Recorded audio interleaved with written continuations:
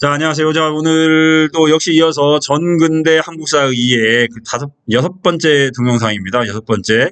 삼국어 항쟁과 신라의 삼국통일을 우리 어제와 마찬가지로 유튜브 동영상을 통해서 우리 친구들 함께 할 수 있도록 하겠습니다. 자, 역시 비석에 생긴 진흥왕의 야망 동영상이에요. 동영상들 지금 개인적으로 꾸준히 보고 계시죠? 자, 이게 이제 선행학습으로 동영상을 좀 보시면 이 과목에 대한 흥미라든가 아니면 평상시 궁금한 점을 조금은 해결할 수 있을 거예요. 자, 이번 시간 역시 학습 목표 한번 보도록 하겠습니다. 학습 목표. 삼국 간의 항쟁 과정을 설명할 수 있는데 어떻게 설명할 수 있을까요? 우리 뭐 초등학교나 중학교 때도 많이 경험을 해봤겠지만 되게 이제 그 삼국 항쟁 부분은 우리가 지도를 통해서 예를 들면 백제의 전성시대 아니면 고구려의 전성시대 아니면 신라의 전성시대 지도를 통해서 많이 설명을 했었습니다. 그래서 고등학교에서도 마찬가지로 나중에 이제 저희가 이제 삼국과 관련된 지도를 통해서 설명할 수 있도록 또 수업 시간에 또 그렇게 학습을 할 수 있도록 하겠고요.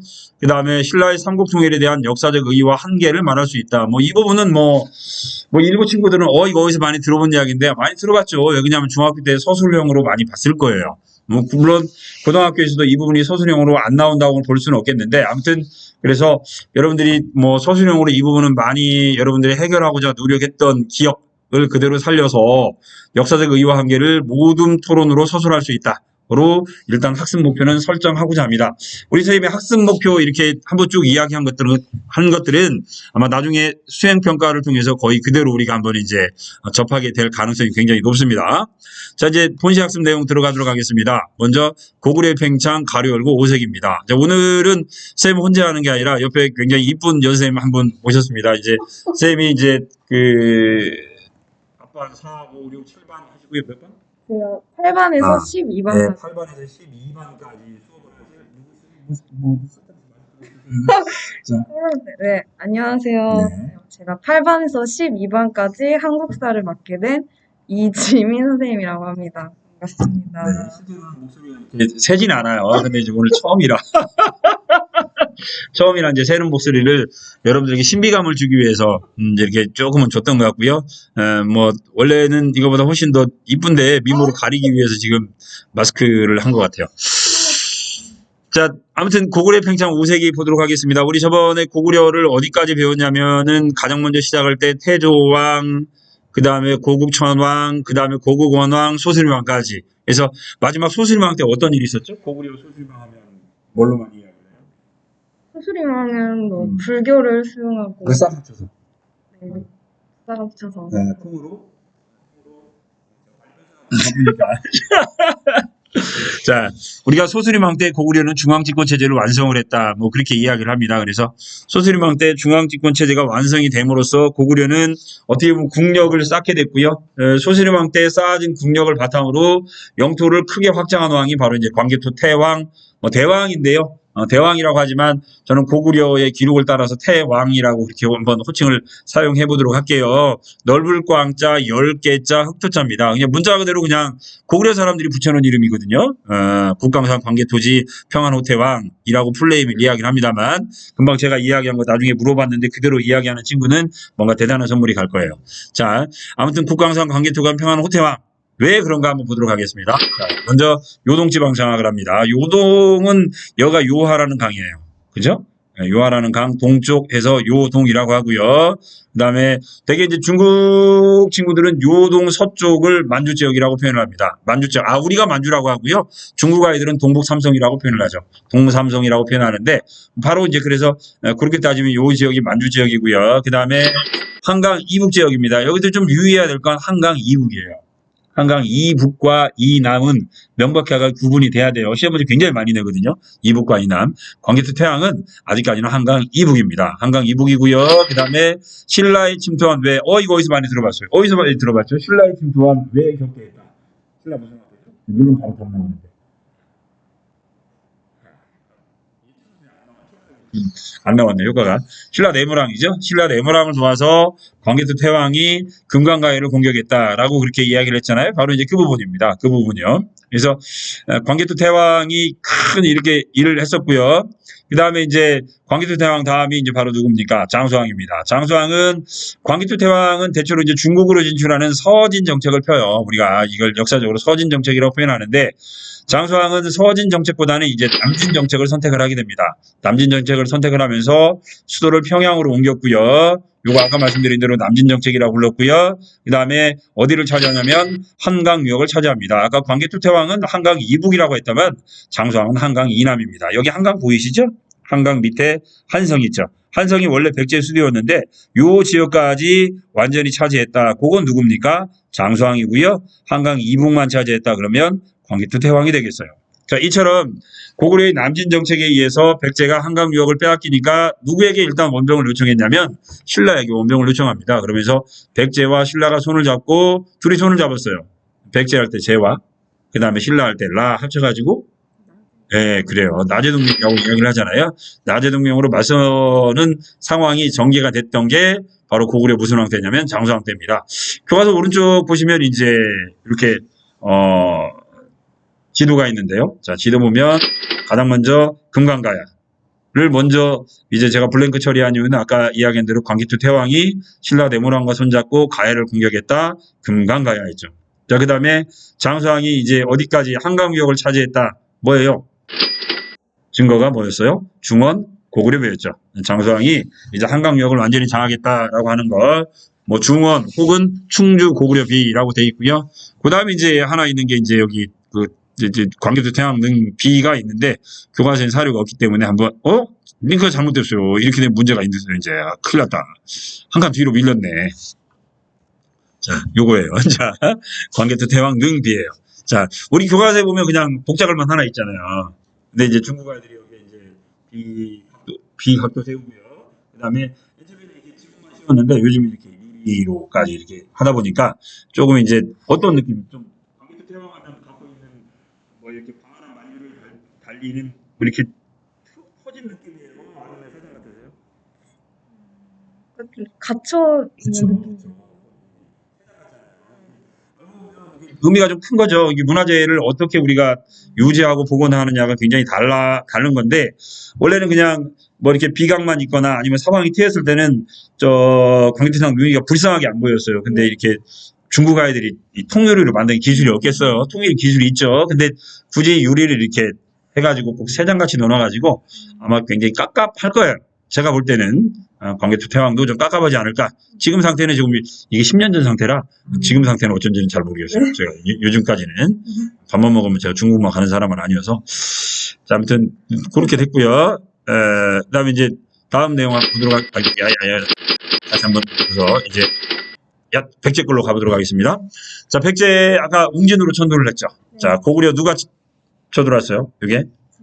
네, 장수왕 때였죠. 장수왕은 침략으로 한강 유역을 상실하게 됩니다. 한강 유역. 원래 백제는 이 한강 근초고왕 때 아니 고유왕 때부터 시작해서 발전을 했고요. 근초고왕 때 한강 유역을 기점으로 동아시아 일대 해상 왕국으로 발전했었는데 이 한강 유역을 빼앗깁니다. 빼앗기면서 이제 그 백제는 어떻게 보면 세력이 크게 약해지죠. 그리고 수도를 어디로 옮깁냐? 웅진으로 옮깁니다. 오늘날 공주죠. 공주로 이제 천도를 하게 됩니다. 이때가 이제 문주왕 때예요. 문주왕 때. 그 다음에 이제 백제에는 문주왕 있고요. 그 다음에 삼군왕 있고요. 동성왕 있고 그랬는데, 아무튼 웅진으로 수도를 천도한 이후에 백제는 세력이 크게 약해집니다. 아무래도 왕이긴 왕인데, 원래 요 공주 지역에 살고 있던 토착 세력들에게 밀리죠. 토착 세력들에게 밀리다 보니까 세력이 크게 약해진 상황에서 이제 문주왕이 왕이 됩니다. 아니, 네 번째 무령왕이 왕이 됐고요. 무령왕은 왕권을 강화하기 위해서 지방에 22개 담로. 굉장히 시험 문제 많이 나오죠. 예, 22개 담로를 이제 지방의 왕족으로 파견했고, 그래서 지방에 대한 통치를 강화시켰으며, 이제 아무래도 아까 이야기한 대로 웅진 토착 세력들이 이기지 못하니까 아무래도 외부의 도움을 받으면 좋겠죠. 그죠? 근데 이제 고구려는 도와줄 일이 없죠. 신라는 웅진 귀족들이 봐도 신라 왕족은 별 볼 일 없어요. 그러니 이제 외부 세력을 끌어들이는 거죠. 만약에 중국 왕이 나를 지지하면, 웅진에 있었던 토착 귀족들이 보면 중국 왕이 지지해? 그럼 쟤 대단하네? 뭐 그렇게 되는 거죠. 그래서 중국 남조와 교류를 하게 됩니다. 중국 남조라는 단어를 사용한 이유는 이때 중국은 이렇게 두 개로 갈라져 있었어요. 북조와 남조로요. 그래서 대개 이제 그 백제는 남조하고 친합니다. 남조. 이때가 이제 중국의 무슨 나라였냐면 양나라였어요. 양나라. 양나라와 교육을 하면서 벌써 양나라와 교육을 했는데 그걸 보여주는 증거 양지봉 돌아가고요. 요거 문영왕 무덤이에요. 근데 이 무덤은 되게 중국 남조의 영향을 받은 거예요. 그래서 요거 이제 공주가 보면 요건 꼭 보시죠. 네. 자, 문영왕. 그리고 이제 문영왕 다음에 성왕 때가 되면 백제가 이제 여기 보면 단원 제목이 중국노력이라고 하잖아요. 이제 어느 정도 국력을 회복을 합니다. 그래서 회복하기 위해서 성왕은 수도를 사비로 한번 더 옮겼고요. 사비로 여기 없네요. 여기 사비는 더 아래쪽에 있는데 부여예요. 그죠? 사비로 천도했고 나라 이름을 남부여라고 불렀어요. 남부여. 왜 남부여라고 불렀냐면 고구려를 세운 사람은 온조인데 온조의 아버지는 물론 의붓 아버지라고 하지만 주몽이죠. 그건 주몽은 어디서 내려왔어요? 또 부여에서 내려왔죠. 그래서 백제 또한 자기들의 마음의 고향을 어디로 삼고 있냐면 부여로 삼고 있어요. 그래서 우리도 부여처럼 만주 지역을 통째로 장악하는 큰 나라가 되고 싶어. 그래서 나라 이름을 남부여라고 한 거죠. 그리고 신라와 협력. 여기서 이야기하는 성왕하고 같이 손을 잡았던 신라왕은 그렇죠. 진흥왕과 손을 잡고 한강 유역을 일시적으로 회복을 했지만 진흥왕 우리 흔히 이야기할 때는 진흥왕의 배신이다라고 이야기하는 것처럼 진흥왕에게 다시 빼앗기게 됩니다. 자, 이제 신라는 진흥왕이에요. 우리 신라는 내무왕도 했고요. 진흥왕도 했고요. 버풍왕까지 우리 저번에 봤어요. 버풍왕 때. 그래서 버풍왕 때 이제 신라가 이제 중앙집권적 고대국가 체제를 만들었고요. 진흥왕 때는 이제 영토가 크게 확장이 되는데 여기 1등 공신 화랑도죠. 화랑도. 그래서 화랑도를 국가조직으로 개편해서 인재 양성을 했고요. 아까 양들 영토가 확장됩니다. 어디를 차지합니까? 한강유역을 차지하게 돼요. 가만히 보면 삼국의 발전 과정을 보면 한강유역을 누가 차지했느냐에 따라서 달라지죠. 가장 먼저 빨았던 게 우리가 흔히 고백신 그러는데 이건 아니죠. 백구신이죠. 백제, 고구려, 신라. 그래서 고구려, 백제, 신라 이렇게 쓰면 이렇게 하다가 낚이는 경우 많아요. 낚시를 당하지 마시고요. 그래서 마지막으로 한강유역을 장악한 나라가 이제 바로 어느 나라입니까? 이제 신라가 되겠죠. 그래서 신라 한강유역을 장악하면서 경제 기반이 확대되고 가장 큰 메리트는 뭐예요? 요 조그만 성 있죠. 무슨 성이에요, 이게? 그렇죠. 요 당황성을 기점으로 해서 이제 신라도 직접 어디하고 중국의 당나라와 그 이전에 수나라와 당나라와 교육을 할 수 있게 되죠. 교육을 할 수 있게 되면서 선진문화를 직접 수용을 합니다. 그리고 이제 대가야마저도 정복을 했네요. 아까 금강가야 아까 광개토 대왕한테 한번 당했던 나라였죠. 얘는 버프만 금강가야 조그만 거. 그다음에 대가야는 나중에 진흥왕 그렇게 되죠. 그래서 대가야를 정복하고 함흥평야까지 진출했다. 이걸 보여주는 증거. 역시 아까 고구려도 중원 고구려비 있었던 것처럼 신라도 그렇죠. 단양 신라 적성비는 한강 상류 지역. 그 다음에 이제 한강 하류 지역을 점령하고 나서는 북한산. 그 다음에 아까 이야기한 대로 이제 대가야 금강가야 정복한 기념으로는 창원 순수비, 창녕 순수비 저기 함경도까지 가요. 황소령비, 마운령비 이렇게 해갖고 4개 순수비를 세워놨고요. 요게 이제 바로 뭐예요? 이제 신라의 영토 확장을 보여주는 증거. 그렇게 되는 거죠. 자, 계속 볼게요. 자, 고구려 수당의 침입 6세기 말 7세기 동북아시아 정세가 바뀌어요. 중국이 통일이 되죠. 수나라와 당나라. 아까 중국이 이 두 개로 갈라졌다가 하나로 통일이 돼요. 자, 옛날에 이게 고구려 때예요. 그죠? 광개토 대왕 때나 이건 광개토 대왕 때예요. 왜 그러냐면 좀 디테일하지만 백제가 한강유역을 장악하고 있는 걸로 보여요. 요건 광개토 대왕 때예요. 좀 디테일하지만 물론 중국 북조가 크긴 하지만 이렇게 넓혀놓고 보면 별로 차이가 없잖아요. 이때 이제 고구려가 이제 어때요? 중국을 마음대로 공격을 했었던 때고요. 근데 이제 광개토 대왕 끝날 때쯤 되면 중국이 이렇게 통일이 돼요. 북조와 남조로. 그래서 광개토 대왕은 장수왕은 서진 정책을 포기하고 남진 정책을 선택을 했던 거죠. 그런데 이렇게 두 개로 갈라져 있던 중국이 드디어 하나로 통일이 돼요. 수나라.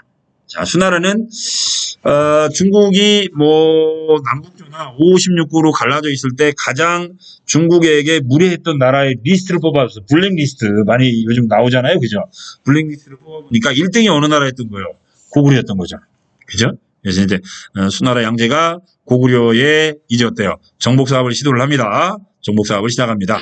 자, 아시다시피 이제 어떤 장군이에요? 을지문덕 탈수됐죠. 그렇죠. 수나라의 전쟁 여기 있죠. 이게 100만 명이 쳐들어왔다고 이야기를 하잖아요.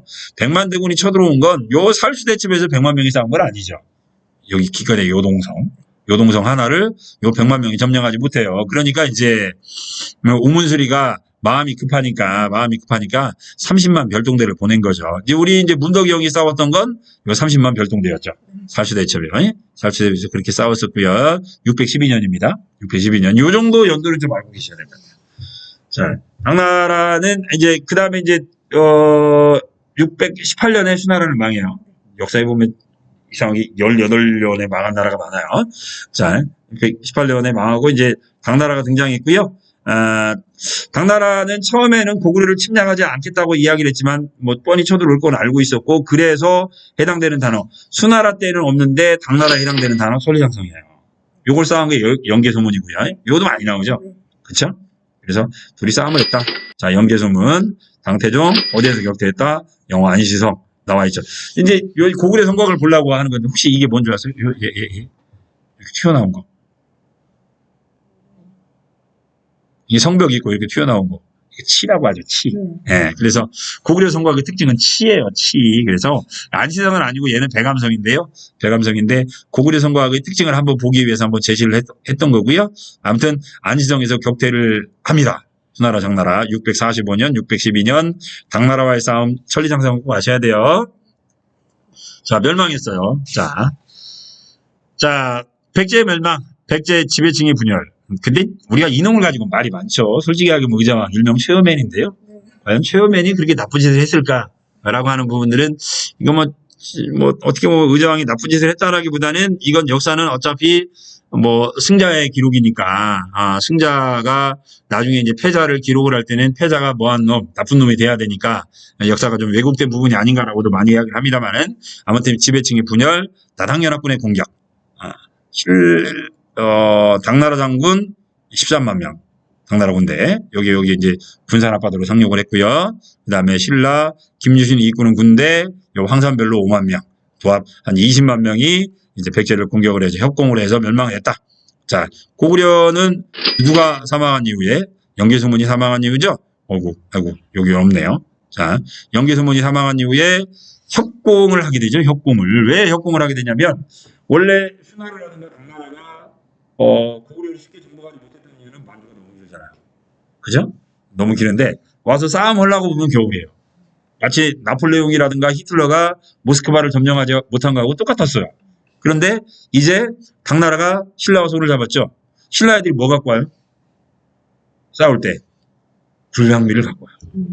이제 당나라 애들이 평양성을 포위를 하고 있는데 신라 애들이 불량미를 가져오니 이제 전쟁이 단기전이 아니라 어떻게 돼요? 장기전이 되는 거죠. 그러니까 아무래도 장기전이 되면 결국은 이제 전쟁은 뭐가 되는 거예요? 국력의 차이가 되는 거죠. 당나라가 아무리 뭐라고 그래도 고구려보다는 어때요? 훨씬 큰 나라다 보니까 이제 국력 싸움이 됐고 국력 싸움에서 고구려가 이제 결국은 어때요? 이제 당나라에게 패하게 되는 거죠. 이게 어떻게 보면 당나라가 패하게 된 이유 가운데 하나도 신라가 누구하고 손을 잡은 거, 당나라와 손을 잡았던 거, 그게 결정적인 영향을 줬던 거죠. 자, 백제 부운동입니다. 흑치상지.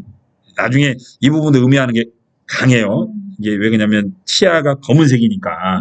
치아가 검은 사람이라는 이야기거든요. 흑치가. 흑치가 아니라 흑치인데 지금 못하네요. 복신도침. 그러다가 이제 약 3년간 부운동을 전개하다가 여기서 끝나요. 백강전투. 663년입니다. 백강전투와 싸움에서 끝나게 됐고요. 우리나라 교과서에서는 백강전투를 크게 다루지는 않습니다만 일본 교과서에서는 굉장히 크게 다루죠. 즉 그동안 일본이라는 나라는 백강전투 이 지역까지만 해도 우리나라의 이제 어떻게 해요? 탯줄이죠. 한반도와 일본이 탯줄을 연결하고 한반도로부터 문화를 받아들였는데 이 사건을 계기로 드디어 탯줄이 끊어지게 됩니다. 그래서 이때부터 이제 일본이라는 나라 이름이 생겨요. 그 이전까지는 일본이라는 나라 이름이 없었거든요. 자, 상당히 큰 의미가 있고요. 그 다음에 고구려 부운동 안승과 건모잠. 안승이 건모잠을 주겠다. 이제 안승이라는 사람이 그래서 건모잠을 죽이고 신라에 투항을 하죠. 신라에 투항을 한 다음에 얘가 투항을 하니 신라에서 안승을 받아주죠. 그래서 어디서 살게 만드냐면 저기 있죠. 금마, 왕궁이요. 거기서 살아요. 거기에 이제 만들었던 나라 이름이 보덕국이에요. 와, 보덕국이라는 나라 이름이 그래서 나중에 등장을 하게 되는 거죠. 자, 그렇게 해서 이제 668년 이제 어떻게 보면 당나라가 이제 고구려까지 멸망시키죠.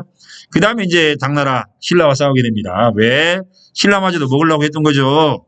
그죠? 여기다 나중에 제가 추가를 해야겠네요. 뭐 고구려는 안동도구, 백제는 웅진도덕구, 신라는 이제 어때요? 신라에도 계림도덕구를 설치해서 한반도 전체를 지배하려는 야욕을 드러냈다. 그래서 나당전쟁이 벌어졌다라고 이야기를 하죠. 나당전쟁의 가장 대표적인 전투는 요 매소성과 이게 가장 큰 싸움이고요. 마지막 전투가 기벌포예요. 그래서 이제 흔히 이제 나당 전쟁하면 여기 매소성과 기벌포. 아까 여기 제가 뭐 PPT를 안 해도 되겠다. 한반도 전체를 먹으려고 했던 거. 안동도부, 웅진도덕부, 계림도덕부까지 여기 다 써있네요. 그죠? 마지막 전투, 매소성, 기벌포. 얘도 많이 나와요. 그러니까 꼭 알아두시면 좋을 것 같아요. 자, 그렇게 해서 676년에 이제 신라가 삼국을 통일했다. 의와 함께는 이제 뭐 여기서는 하도 많이 나오는 거니까 그냥 대충 볼게요. 삼국문화가 하나가 됐다는 거. 그다음에 외세를 이용했다든가 아니면 어때요? 대동강이 나면 불완전한 통일인데 이제 이 부분은 우리가 이제 비슷한 사례를 통해서 우리 친구들이 서술형으로 한번 더 써볼 수 있도록 그렇게 해볼게요. 좀 말이 길어졌어요. 마칩니다.